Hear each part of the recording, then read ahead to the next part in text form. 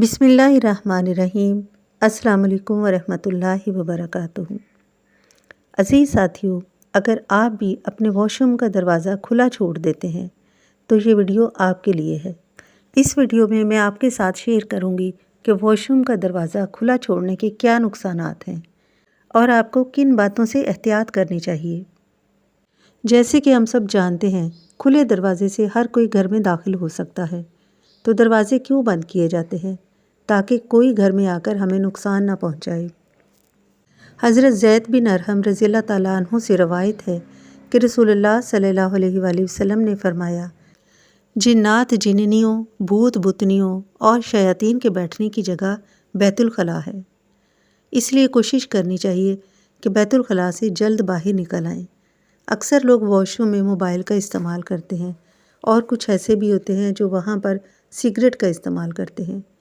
Cigarette کا استعمال تو ویسے بھی منع ہے، لیکن کچھ لوگوں کی عادت ہوتی ہے کہ وہ واش روم میں جا کر اس کا استعمال کرتے ہیں۔ کچھ لوگ واش روم میں جا کر سکون محسوس کرتے ہیں اور زیادہ دیر بیٹھنا پسند کرتے ہیں۔ یاد رکھیے کہ واش روم میں جا کر سکون محسوس کرنے والے لوگ وہی ہوتے ہیں جن پر شیطان کا غلبہ ہوتا ہے، اور واش روم کا دروازہ تو بالکل کھلا نہیں رکھنا چاہیے۔ اسی لیے آپ صلی اللہ علیہ وآلہ وسلم نے فرمایا کہ تم میں سے کوئی بیت الخلاء میں جائے تو یہ پڑھے، اعوذ باللہ من الخبث والخبائث، اے اللہ میں تیری پناہ میں آتا ہوں ان شیطان، جننیوں اور جنات کے شر سے۔ اس سے واضح ہوتا ہے کہ واش روم شیطانوں کے بیٹھنے کی جگہ ہے۔ اور دوسری بات واش روم میں کپڑے لٹکانے کے بارے میں ہے۔ اگرچہ اس کے بارے میں کسی حدیث میں منع نہیں فرمایا گیا، لیکن احتیاطی طور پر شیاطین اور جننیوں کے آنے کا اندیشہ ہو وہاں اپنی استعمال کی چیزیں نہ رکھیں۔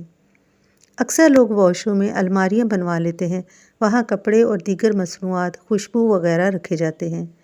عزیز ساتھیو، شیاطین اور جنات کو خوشبوئیں بہت اٹریکٹ کرتی ہیں، اس لیے انہیں واش روم میں نہ رکھیں، اور کوئی بھی خوشبودار اسپرے اگر آپ ضرورت کے تحت واش روم میں لے کر جانا چاہیں تو دعا پڑھ کر جائیں اور استعمال کے بعد فوراً واپس لے آئیں اور واش روم کا دروازہ بند کر دیں۔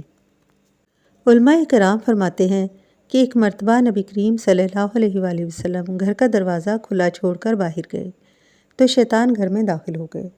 آپ صلی اللہ علیہ وسلم نے اسے ذلیل کر کے گھر سے باہر نکلنے کا حکم دیا اور فرمایا کہ دیکھو یہ نبی کے گھر میں بھی داخل ہونے سے باز نہیں آیا۔ شیطان، جنات، بھوت بلاؤں کو جھٹلایا نہیں جا سکتا، اسی لیے ہمیں کوشش کرنی چاہیے کہ گھر کے ایسے کمرے جن کا استعمال کم ہو ان کے دروازے بسم اللہ پڑھ کر بند کر دیے جائیں تاکہ ان پر شیاطین اپنا قبضہ نہ جمائیں اور انہیں اپنا مسکن نہ بنا لیں۔